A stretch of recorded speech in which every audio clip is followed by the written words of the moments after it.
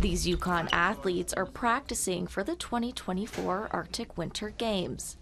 In just a few months, they'll travel to Matsu, Alaska to compete in the Arctic Sports Division. But 2 years from now, the Games will be much closer to home. On Monday, officials announced Whitehorse as the host city for the 2026 Games.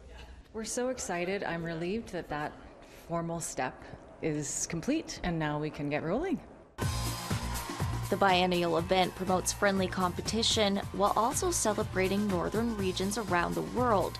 The Games were scheduled to take place in Whitehorse in March of 2020, the very same month COVID-19 began to spread across the country. It is out of an abundance of caution today that as Chief Medical Officer of Health for Yukon, responsible for the public health in the Yukon, that I have recommended the cancellation of the 2020 Arctic Winter Games that were scheduled to be held here in Whitehorse beginning next week.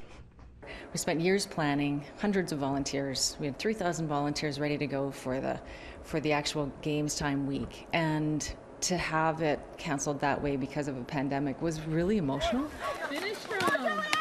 The goal now is planning, and lots of it. Organizers will have just 2 years, less than the usual amount of time, but they're not deterred. We also have all of those plans from 2020 that we're going to be able to spread out and figure out what we can leverage, what we can still use. And so for those reasons alone, I think that we're already one step ahead.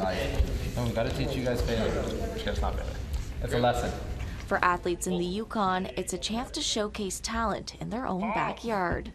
It's just a lot of camaraderie, good spirit, everyone's cheering for each other, so it'd be nice for a lot of people that live in Whitehorse or just in our territory in general to be able to come and actually witness that, and hopefully we get a lot of eyes on the competition at that time. Actually, yeah, that's pretty cool. If I'm not competing then I can still watch it really easy.